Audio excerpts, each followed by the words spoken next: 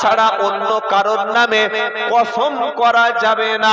অনেক লোক মিথ্যা কথাকে দাম বাড়ানোর জন্য, মিথ্যা কথাটাকে সত্য প্রমাণ করার জন্য বলে আল্লাহর কসম ভাই টাটকা মাল। কি বলছে বলুন? আল্লাহর কসম টাটকা মাল। আল্লাহর কসম আমি মিথ্যা বলি না, আল্লাহর কসম আমার মেয়েটা খুব ভালো, আল্লাহর কসম আমার ছেলেটা খুব ভালো, আল্লাহর কসম আমি গতকাল বাড়িতে ছিলাম না। যদি কেউ মিথ্যা কথা বলে শপথ করে বিশাল বড় একটা পাপের কাজ করলো। আর আল্লাহ ছাড়া পৃথিবীতে অন্য কারোর নামে কখনো কসম করা যায় না। অনেকে মায়ের কসম করে, অনেকে বাপের কসম করে, অনেকে দাদার কসম করে, অনেকে কোরআন শরীফে হাত দিয়ে কসম করে, অনেকে মসজিদে উঠে কসম করে। নবী বললেন মান হালাফা বিগাইরিল্লাহি ফাকাদ আশরাক, যে ব্যক্তি আল্লাহ ছাড়া অন্য কারোর নামে শপথ করলো, কারোর নামে কসম করলো, ও কাফের হয়ে গেল, মুশরিক হয়ে গেল। তওবা করে ঈমান না আনলে ওকে মুসলমান বলে কখনো জানাজা পড়া যাবে না। আমরা শুধু আল্লাহর নামে কসম করি না বাবার নামে কসম করি? বলেন।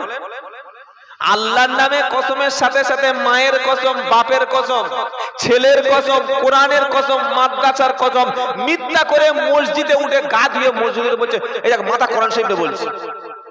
তো যে মিথ্যা বলবে তার কাছে মসজিদ কি আর মন্দির কি সব তো সমান।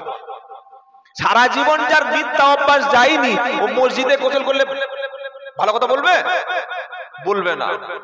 যেন আল্লাহ ছাড়া কারোর নামে কসম করা যাবে না, এটা যেন মাথায় থাকে। কোনোদিন কখনো আল্লাহর কসম ছাড়া অন্য কারোর নামে শপথ করবেন না, আপনি মুশরিক হয়ে যাবেন, ঈমান চলে যাবে। এটাই আল্লাহ পাকের সূরা বানী ইসরাঈলের প্রথম আয়াতের কথা।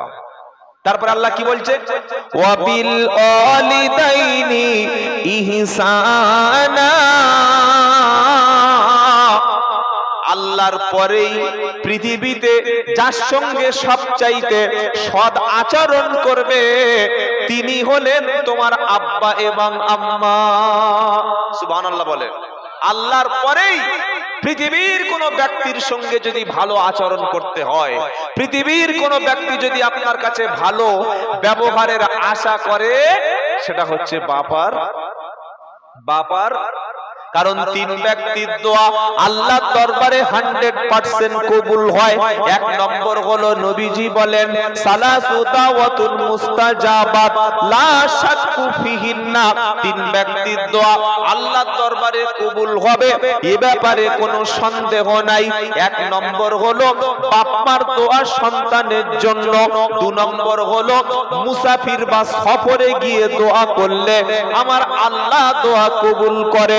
তিন নম্বর হলো কোন ব্যক্তি যখন জুলুমের শিকার হয়, অত্যাচারিত হয়, ভিকটিম হয়, মাজলুম ব্যক্তি যদি আল্লাহর কাছে দোয়া কিংবা বদদোয়া করে ওর দোয়া আল্লাহ কবুল করে।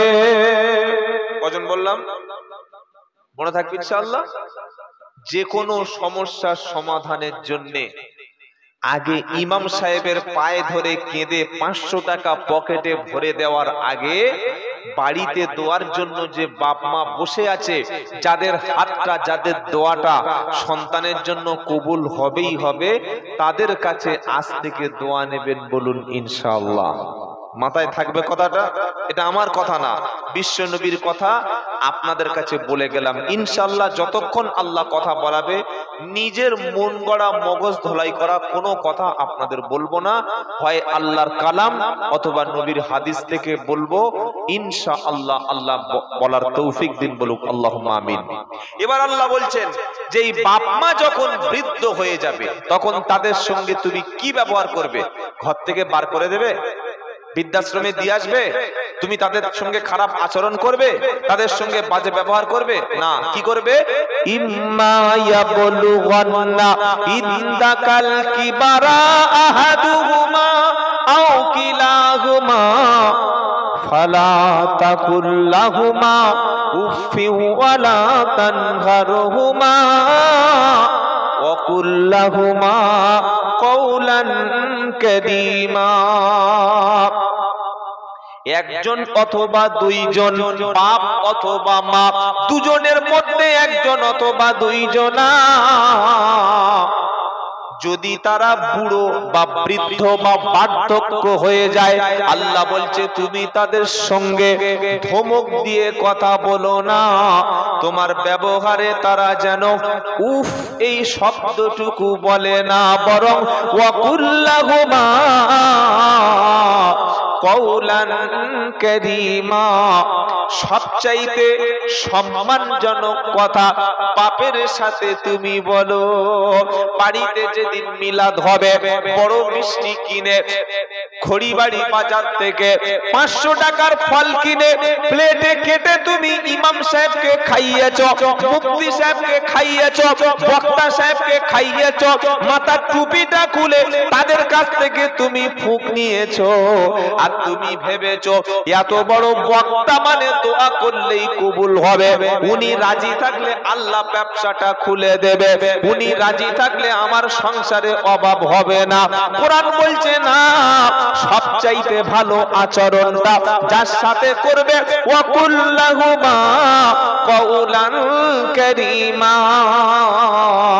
সম্মানজনক রেসপেক্টফুল ভাবে যার সাথে কথা বলবে সেটা হলো আব্বা মা।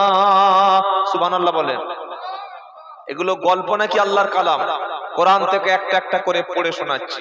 এবার এই বাপ মা যেদিন মারা যাবে, বাপ মা মারা গেল, জানাজার নামাজ হয়ে গেল, 40 দিন পরে গরু জবাই হলো, বিশাল খানা, বাপের কবর জিয়ারাত করে খানা খেয়ে করে দিলাম পায়খানা, ঝামেলা শেষ। এবার বছরে একবার হয়তো একটু মিলাদ হবে আর বাপের জন্য লোক দেখানো দোয়া হবে, এটাই তো আমরা করি। কিন্তু কোরআন অন্য কথা বলছে। কোরআন কি বলছে? তুমি তোমার বাপের জন্য, মায়ের জন্য কখনো দোয়া করতে ভুলবে না।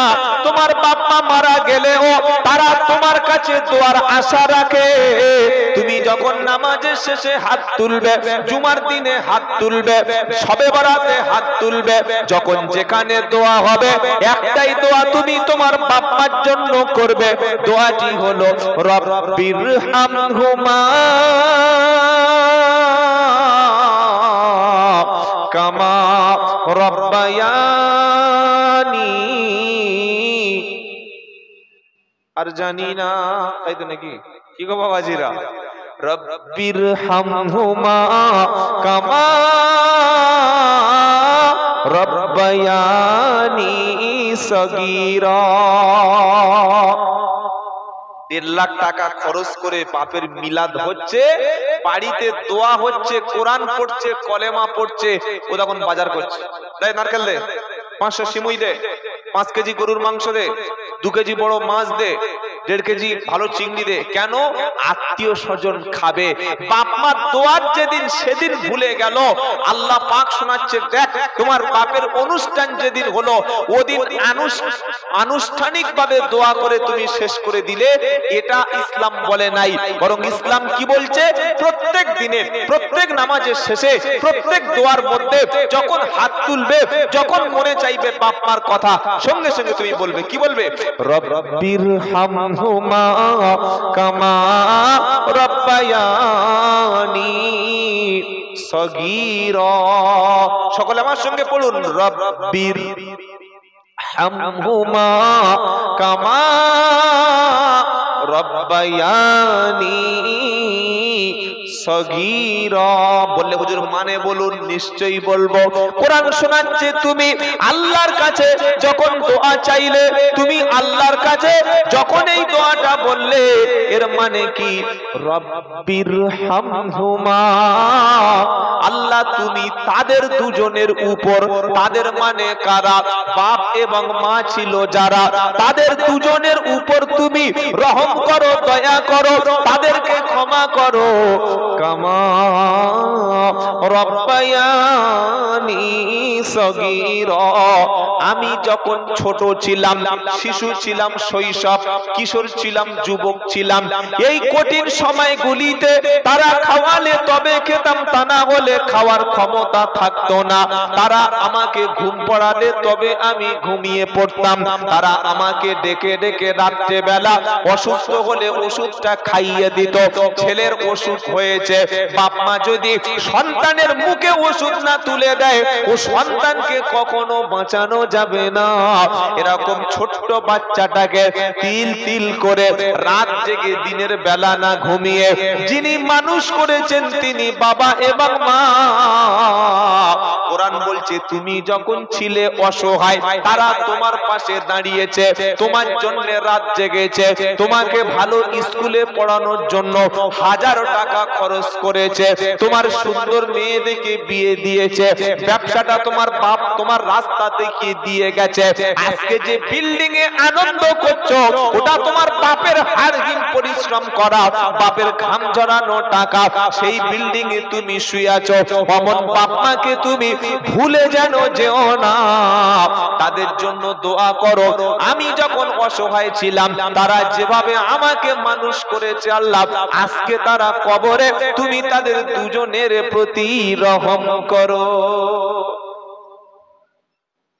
কথাটা মনে থাকবে নাকি ভুলে যাবে? হাত যখন তুলবেন মোনাজাতে রব্বির হামহুমা কামা রব্বায়ানি সগীরা, এটা বলা যাবে ইনশাআল্লাহ? ইনশাআল্লাহ বলেন। যদি বলতে পারেন তাহলে বুঝবেন আপনি আপনার বাপ মায়ের ঋণটা অন্তত কিছুটা হলেও পরিশোধ করছেন, কিছুটা হলেও, সামথিং। পরিপূর্ণ না করতে পারলে কিছুটা করতে পারছেন। আর যদি বাপের কথা মায়ের কথা ভুলেই যান, একেবারেই ভুলে যান, ঈদের দিনে নামাজ পড়ে বন্ধু বান্ধবদের সাথে কোলাকুলি করেছেন, ভাড়া ভাইয়ের বাড়িতে ছুটে গেছেন, ঈদের নামাজ পড়ে বন্ধুর বাড়িতে চলে গেছেন, আপনার অনেক আত্মীয় স্বজনের বাড়ি গেছেন যাদের বাপ মা মারা গেছিল, ওই বাপ মার মারা যাওয়ার পরে বাপ মার ঘরে গিয়েছেন? বলে হুজুর বাপ মা মারা গেলে আবার ঘরটা কোথায়? বাপ এবং মা মরণের পরে তাদের জন্য একটা ঘর আছে, ওটার নাম হলো কবর।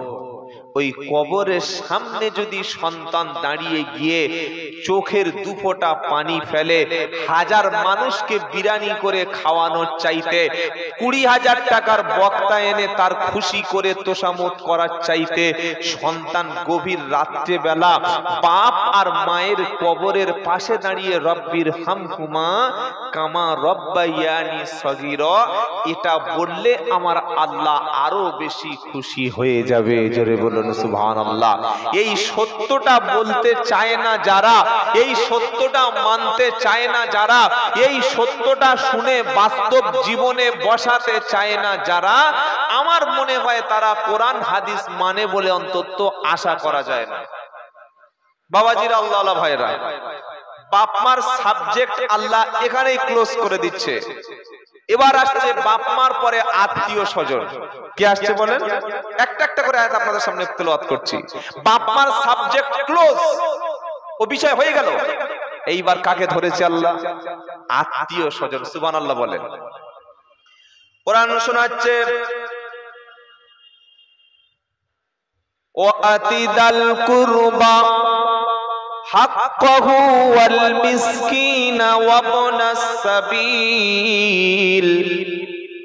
ولا تبذر تبذيرا। তোমার আত্মীয় স্বজন যারা আছে, শুনছেন আপনারা? খুব ভালো করে শুনুন।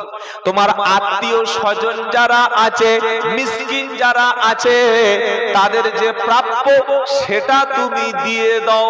সুবহানাল্লাহ বলে।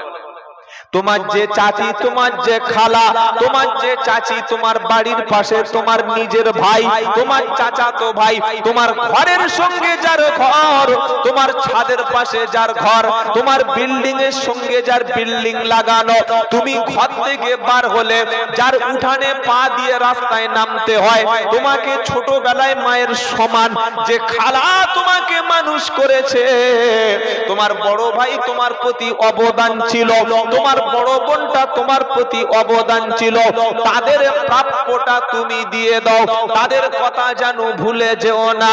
আমার নবী বলেন লা ইয়াদখুলুল জান্নাতা কাতি, আত্মীয়তার সম্পর্ক ছিন্নকারী কখনো আল্লাহর জান্নাতে যাবে না। আত্মীয়তার সম্পর্ক ছিন্ন করে দিয়েছে যারা, আমি খাবো আমার বিবি খাবে, আমার বাচ্চা খাবে, আমার মেয়ে খাবে, খালি এই কটা নিয়েছি, বাপকে বাদ দিলাম, ভাইয়ের খবর নিলাম না, বোনের খবর নিলাম না, গরিব প্রতিবেশীর মেয়ের বিয়ে হচ্ছে, একটা টাকা সাহায্য করলাম না, একই গ্রামে গরিব মানুষ চিকিৎসার অভাবে পড়ে আছে, একটা টাকার ওষুধ কেনার মতো ক্ষমতা নাই, তার পাশে সাহায্য করে না যারা, ইসলাম বলছে মুসলমানের দলে পড়ে না ওরা। আল্লাহ ওটাই শোনাচ্ছে, কি শোনাচ্ছে? ও আতিদাল কুরবা হাক্কাহু ওয়াল মিসকিনা ওয়ালা তুবাদদিলু তাবদীরা।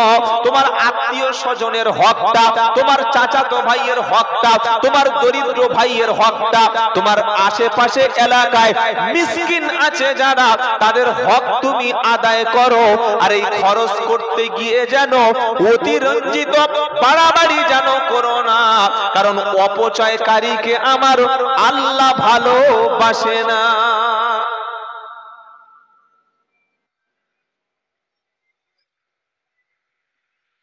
ঈদের দিনে সবাইকে জামা কাপড় দিলাম, কিন্তু আমাকে যে খালা সারা জীবন মানুষ করেছিল, মা মরণের পরে খালার খবর নিলাম না। ঈদের দিনে সবার হাতে টাকা দিয়ে খুশি করলাম, মন জয় করলাম, আমার ঘরের যে কাজের মেয়েটা তার খবর নিলাম না। আমার নিজের ছোট ভাইটা অসহায়, তাকে কিছু দিয়ে ঈদের দিনে হাসি মুখে বিদায় দিতে পারলাম না। আল্লাহর নবী বললেন ও মানুষ, মুসলমান দূরের কথা, মানুষ কিনা সন্দেহ আছে। মুসলমান হলো সে নিজে খায়, প্রতিবেশীকে খেতে দেয়, নিজে যেমন ঘুমায় অন্য মানুষকে শান্তিতে ঘুমাতে দেয়, যারা প্রকৃত মুসলমান হলো তারা।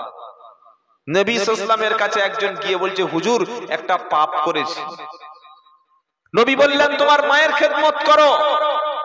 সে ব্যক্তি বললেন হুজুর মা তো বেঁচে নাই। নবীজি বললেন তোমার খালা কি বেঁচে আছে?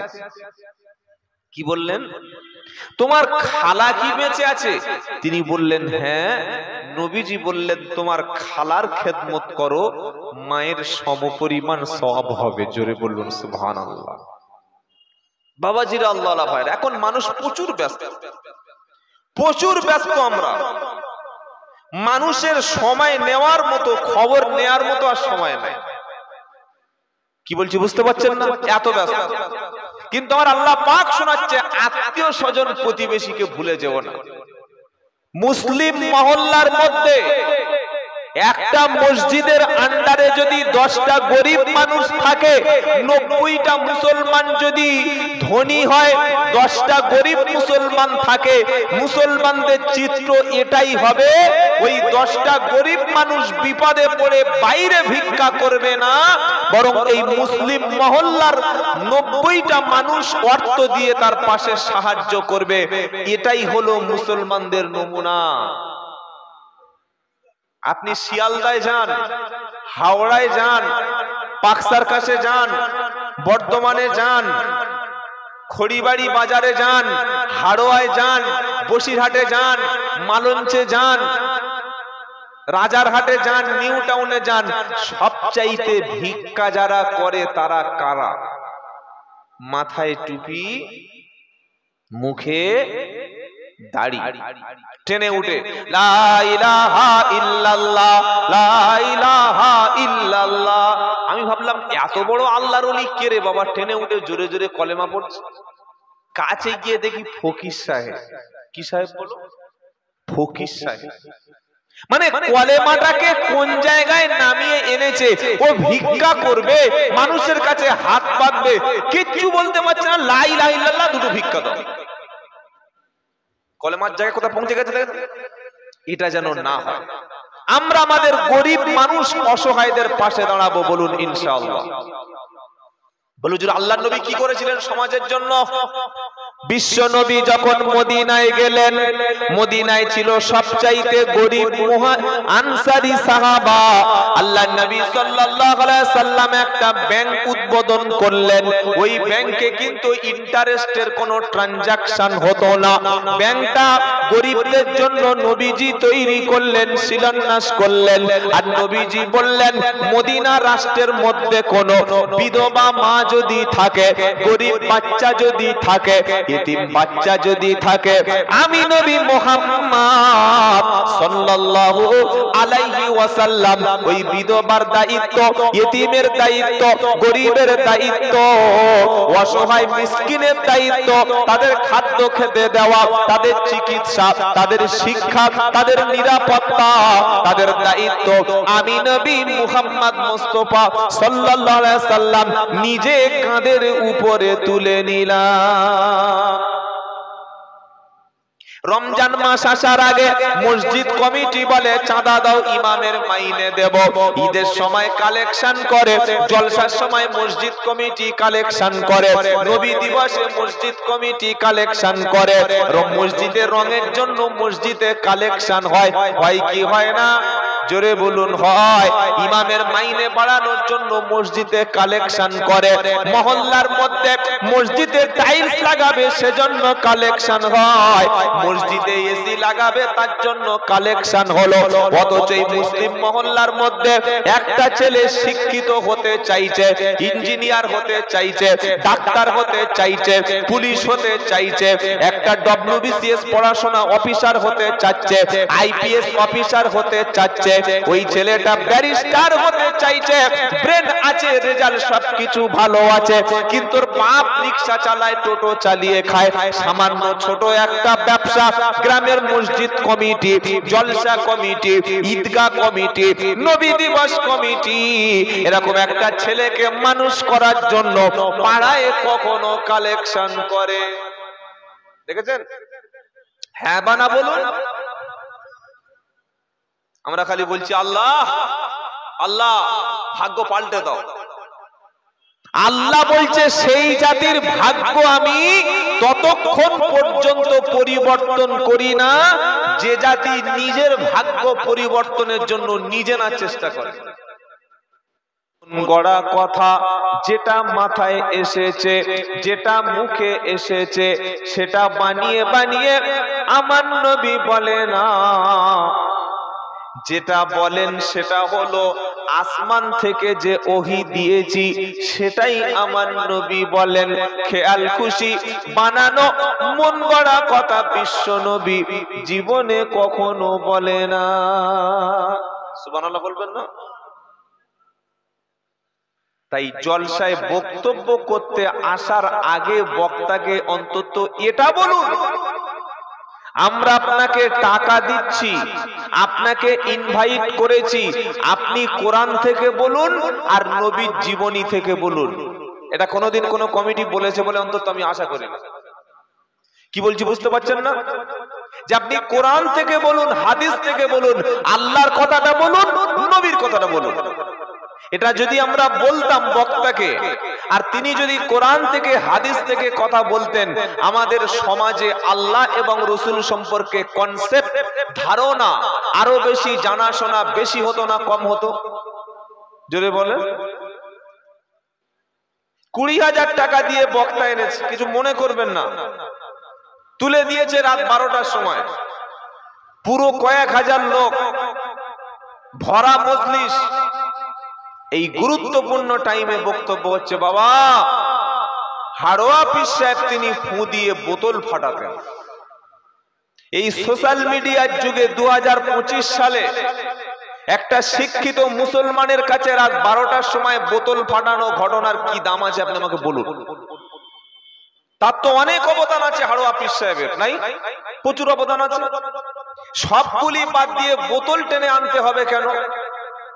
এই কারণে আজকের শিক্ষিত সমাজ এই জলসার মজলিসে শিক্ষিত মানুষ আর আসে না। বেশিরভাগ জলসা থেকে শিক্ষিত ছেলেরা যায় না। তাই ও কি শুনবে ডেকে, ও তো সেই ঘুরিয়ে ঘুরিয়ে একই কথাই বলে যাবে। মানুষ পাচ্ছেটা কি? ওর থেকে চল গিয়ে ঘুমাই, আর যখন তাবারক হবে রব্বানা যালামনা, চল চল তাবারক দিচ্ছে, চল খেয়ে আসি, জলসা শেষ হয়ে গেল। কিছু মনে করবেন না, মানুষের প্রয়োজন অনুযায়ী কিছু দিতে হবে। আল্লাহ তার হাবিবকে বলছেন, নবী বানানো কথা, বানোয়াট কথা আপনি বলবেন না। আপনি কোরআন শরীফ খুলুন, 27 পারা 4 নম্বর পৃষ্ঠা 1 নম্বর লাইনের 1 থেকে 4 নম্বর আয়াত সূরা নাজমের মধ্যে এই কথাটাই পেয়ে যাবেন, যেটাই আমি এখনই বললাম। এখন নবী যদি বানিয়ে মন গড়া আজে বাজে কথা যদি কিছু একটা বলে দেয়, যদি বলে দিত, আল্লাহ তার নবীকে সাবধান করে দিচ্ছে। কি বলছে? ওয়ালাউ তাকাওয়ালা আলাইনা বা'দাল আকাবিল লা আখাযনা মিনহু বিল ইয়ামিন সুম্মা লাকাতানা মিনহুল ওয়াতিন ফামা মিনকুম মিন আহাদিন আনহু হাজিজিন। 29 পারা, সূরার নাম হাক্ক, 43, 44, 45, 46 নম্বর আয়াতে নাম্বারটা বলছি এই কারণে আমার কথাটা যাতে মিলিয়ে নিতে সুবিধা হয়, যে আমি সত্য বলে গেলাম নাকি ধান্দাবাজি করে গেলাম। কোরআন শোনাচ্ছে নবী, ওয়ালাউ তাকাওয়ালা আলাইনা বা'দাল আকাবিল। ও আমার প্রিয় নবী, যদি তুমি মন গড়া কোনো কথা যদি ধর্মের নামে, ইসলামের নামে, কোরআনের মধ্যে যদি চালিয়ে দাও, লা আখাযনা মিনহু বিল ইয়ামিন, আমি আমার নবীর ডান হাতটাকে চেপে ধরবো, সুম্মা লাকাতানা মিনহুল ওয়াতিন, আমি আমার নবীর গলাটা, গর্দানটাকে টেনে ছিঁড়ে ফেলে দেব। ফামা মিনকুম মিন আহাদিন আনহু হাজিজিন, আমার হাত থেকে আমার নবীকে কেউ বাঁচাতে পারবে না। এটা কি ছোট কথা? এ বাবা, এটা ছোট কথা? আপনি আপনার ইমাম সাহেবকে যদি বলেন, ইমাম সাহেব যদি আপনি ভুল নামাজ পড়ান, আপনার ডান হাতটা চেপে ধরবো আর গলাটা টেনে ছিঁড়ে ফেলে দেব, মহল্লার কোন ব্যক্তি আমার হাত থেকে বাঁচাতে পারবে না। এটা ইমাম সাহেবের জন্য সম্মানের কথা? আরে বলছেন না কেন? আপনি তো ইমাম সাহেবকে হুমকি দিচ্ছেন না? এই বক্তা সাহেব, পাটি পাল্লা নিয়ে কথা বলবেন না। একসময় প্রচুর মানুষ বলতো, কি বলছি বুঝতে পারছেন না? জলসায় গেলে কানে কানে আগে বলে দেয়, এখানে পাটি পাল্লার রাজনীতি, সুদ, মদ, গাঁজা ওসব কিচ্ছু বলবেন না। তাহলে কি বলবো? ওই কবরে কি হয়, মরে গেলে কি হবে, আখিরাতে কি হবে, ওইগুলো বলুন, বিরিয়ানি খান, টাকা গুনে নিন, এসি গাড়িতে বাড়ি চলে যান। বুঝতে পারছেন কথা? বুঝতে পারছেন? আলেম ওলামা, পীর সাহেব, মুফতি সাহেব, হাজী সাহেব, এরা রাজনীতি করলে, রাজনীতির কথা বললে, জলসায় মানুষকে সচেতন করলে সঙ্গে সঙ্গে চিঠি দিয়ে বন্ধ করে দেওয়া হয়। এবার পার্লামেন্টে যে বিলটা পাস হয়েছে, এবার আপনি জলসায় চিল্লান, কিভাবে বিলটা ঠেকান? আমাদের অসচেতনতা, আমাদের অশিক্ষা, আমাদের কুশিক্ষা, আমাদের গোড়ামি, আমাদের মূর্খামি, আমাদের ভণ্ডামি আমাদের বিপদের কারণ। কিছু মনে করছেন এগুলো বলছেন বলে? ক্ষমা করে দেবেন আমাকে। যেগুলো বলছি এগুলো ভাবার চেষ্টা করুন। আল্লাহ তার নবীকে বলছেন যে আপনি বানিয়ে কথা বলতে পারেন না, যদি বানান, যদি বানিয়ে মন গড়া কথা বলেন, আমি আল্লাহ আপনার ডান হাতকে চেপে ধরে আপনার গলাকে টেনে ছিঁড়ে ফেলে দেব। আল্লাহু আকবার! কত বড় কথা নবীকে বলছে, অথচ আল্লাহ পাক তার হাবিবকে কত ভালোবেসেছে জানেন? পৃথিবীর সব নবীকে আল্লাহ নাম ধরে ডেকেছে, কিন্তু আমার নবীকে ইয়া মুহাম্মদ এরকম কোন কথা কোরআনে আল্লাহ বলে নাই। বলুন সুবহানাল্লাহ। নবী ইব্রাহিমকে আল্লাহ বলছে ইয়া ইব্রাহিম কদ সাদাকতার রুইয়া ইন্না কাযালিকা নাজজিল মুহসিনিন। ইব্রাহিম নবীকে বলছে হে ইব্রাহিম, তুমি যে তোমার ছেলের কুরবানি করেছো, আমি স্বপ্নে যেটা দেখিয়েছিলাম তুমি কাজে প্রমাণ করেছো। ইয়া ইব্রাহিম, হে ইব্রাহিম বলে আল্লাহ ডেকেছে। আবার নূহ নবীকে আল্লাহ বলছেন ইয়া নূহ ইন্নাহু লাইসা মিন আহলিক ইন্নাহু আমালুন গায়রু সালিহ। এটা 12 পারা 6 নম্বর পৃষ্ঠা 1 নম্বর লাইনের 44 নম্বর আয়াত সূরা হুদ। আল্লাহ বলছেন নূহ, হে নূহ, হে নূহ, ইয়া নূহ, তোমার ছেলেকে তুমি তোমার পরিবার বলে মেনে নিও না।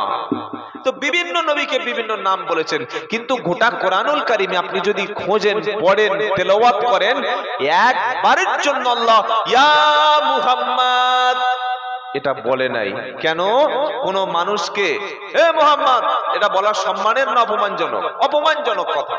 তাই আল্লাহ তার হাবিবকে যখন কোরআনে মুহাম্মদ বলেছেন, যখন নবীর শানে কথা এসেছে ইয়া আইয়ুহান নবী, ইয়া আইয়ুহার রাসূল, ইয়া আইয়ুহাল মুজাম্মিল, ইয়া আইয়ুহাল মুদ্দাসসির, ইয়া তাহা, ইয়াসিন, এই সমস্ত সম্মান সূচক শব্দে বিশ্ব নবীকে আল্লাহ কোরআনে ইনভাইট করেছে। বলুন সুবহানাল্লাহ। এত সম্মান বিশ্ব নবীকে দিয়েছেন। বাবাজিরা, আল্লাহ আল্লাহ ভাইরা, জ্ঞানী জনেরা, শুধু মানুষেরা, সেই নবীকে সাবধান করছে বানিয়ে কথা বলো না। চলুন আলোচনা শুরু করি। আলোচনা যে সূরা থেকে আমরা করব বলেছিলাম, সূরাটি হলো বানী ইসরাইল। বানী ইসরাইলের একদম 23 নম্বর আয়াত থেকে। এই আয়াতের মধ্য থেকে কিছু কথা আপনাদের সামনে আমরা শোনাবো। আল্লাহ যদি আমাদের তৌফিক দেন, আল্লাহ যদি আমাদের বোঝার তৌফিক দান করেন, সকলে শুনবো। অল্প সময়ের মধ্যে আমরা কথা শেষ করব এবং জীবনে আমল করার তৌফিক আল্লাহ যেন দেন। বলুন আমিন। প্রথমে আমি শুনিয়ে নিয়েছি, আপনারা প্রত্যেকে জ্ঞানী মানুষ, প্রত্যেকে জ্ঞানী। আর যে জিনিস আমরা ব্যবহার করছি এটার নাম কি? কথা বলে না? এই জিনিসটার নাম কি? মোবাইল। একটা 3 বছর 2 বছরের বাচ্চাকে একটা মোবাইল এত পাকিয়েছে, আপনার 60 বছর বয়স হতে পারে, আপনি অত কিছু জানেন না। এই মোবাইল পাকিয়ে দিয়েছে, তাকে এক্সপার্ট বানিয়ে দিয়েছে। একটা 8 বছর 10 বছরের মেয়েকে মোবাইল যা করে দিয়েছে, আপনি সারা জীবন সংসার করে সেই জিনিস করতে পারবেন। কি বলছি বুঝতে পারছেন না? সবকিছু মোবাইল। সেজন্য আপনারা জ্ঞানী, আপনারা সচেতন, শিক্ষিত এবং ধার্মিক এবং পরেশগার। আপনাদের মতো মানুষের সামনে কথা বলার মতো যোগ্যতা, এবিলিটি বা ইলম বা জ্ঞান আমার নাই। তাহলে কি আছে? সুবহানাকা লা ইলমা লানা ইল্লা মা আল্লামতানা ইন্নাকা আনতাল আলিমুল হাকিম। আল্লাহ যদি দয়া করে আমাকে কিছু বলার তৌফিক দেয়, বলবো ইনশাআল্লাহ। বলেন, বলেন ইনশাআল্লাহ। তো কোরআন আলোচনা শুরুর আগে, তাহলে কোরআন থেকে কথা বলি নাকি? কি বলছেন আপনারা সবাই? ইনশাআল্লাহ। হ্যাঁ, একটু বললে তবে ভালো লাগে। আর যদি বলেন একটু গল্প টল্প ঘটনা ফটনা বলে ছেড়ে দিন, সে বিদ্যেও জানা আছে, ক্ষতিটা আপনারই হবে। তো সকলে আসুন, কোরআন আলোচনার শুরুতে, সরাসরি কোরআন থেকে আলোচনা শুরুতে বিতাড়িত মরদুদ, নিকৃষ্ট, মানবতার শত্রু, মানুষ জাতির শত্রু কে? শয়তান। তার নাম কি? শয়তান। এই শয়তানের হাত থেকে আল্লাহর কাছে আশ্রয় চাই। পড়ুন সকলে, আউযু বিল্লাহি মিনাশ শাইতানির রাজীম, বিসমিল্লাহির রহমানির রহিম। বিতাড়িত মারদুদ শয়তানের হাত থেকে আল্লাহর কাছে আশ্রয় চাই। পরম করুণাময় আল্লাহর নামে শুরু করছি, যিনি রহিম, যিনি রহমান। সুবহানাল্লাহ, কত দয়া আল্লাহর। গোটা পৃথিবীর প্রেম, মহাব্বত, ভালোবাসা যা কিছু বলেন, আল্লাহ পাকের কাছে রয়েছে 99 ভাগ, আর পৃথিবীর সমস্ত প্রাণীদের মধ্যে ভালোবাসা, মহাব্বত, প্রেমকে 1 ভাগ শেয়ার করেছেন। ক ভাগ? মাত্র 1 ভাগ। মাত্র 1 ভাগ ভালোবাসা, প্রেম, মহাব্বতে স্ত্রী ছাড়া স্বামী থাকতে পারে না, সন্তান ফেলে মা রাতে ঘুমাতে পারে না, বাপ মা ছাড়া সন্তান চোখের পানি ফেলে, আপনজনকে হারিয়ে মানুষ দুঃখে পাগল হয়ে যায়, প্রিয়জনের মুখ না দেখলে মানুষ কষ্টে ঘুম হয় না। এটা কত ভাগ ভালোবাসার মধ্যে? মাত্র 1% ভালোবাসা সারা পৃথিবীতে যা ছড়িয়ে দিয়েছে, তার মধ্যে যতটুকু পেয়েছি ওটার মধ্যে সামান্য এটা। আর আল্লাহর কাছে কত ভাগ আছে যদি বলেন? 99 ভাগ। সুবহানাল্লাহ বলবেন না? এই জন্য তিনি রহমান। তিনি কি? রহমান। ওই যে সূরা রহমান পড়েন নাই? আর রহমান। ভাই এই সাউন্ডটা একটু বাড়াতে হবে, কোথায় গেল মনে? আল্লামাল কুরআন খলাকাল ইনসানা আল্লামাহুল বায়ান। রহমান তিনি, কোরআন শেখালেন যিনি। রহমান তিনি, কোরআন শেখালেন যিনি, তিনি রহমান। আর সৃষ্টি করলেন তিনি ইনসান। তিনি দয়া করে বান্দাকে কোরআন শিক্ষা দিয়েছেন। বলুন সুবহানাল্লাহ।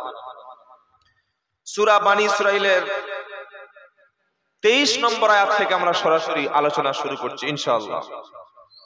আল্লাহ তাআলা প্রথমে বলছেন, ওয়াকাদা রাব্বুকা আল্লা তা'বুদু ইল্লা ইয়্যাহু ওয়া বিল ওয়ালিদাইনি ইহসানা।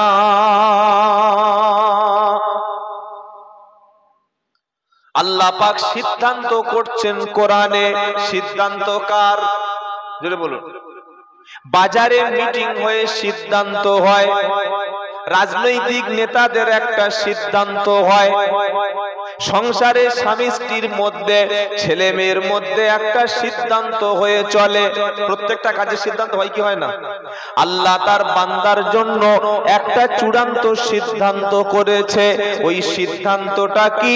ওটা আল্লাহ বান্দার জন্য কোরআনুল কারীমে সুস্পষ্ট ভাবে লিখে দিয়েছে। কি সিদ্ধান্ত?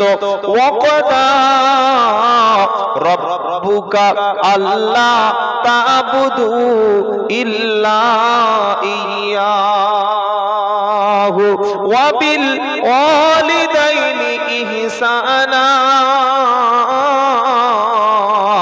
আল্লাহ পাক বলছেন, আমি আল্লাহর সিদ্ধান্তটা শোনো। সিদ্ধান্তটা কি?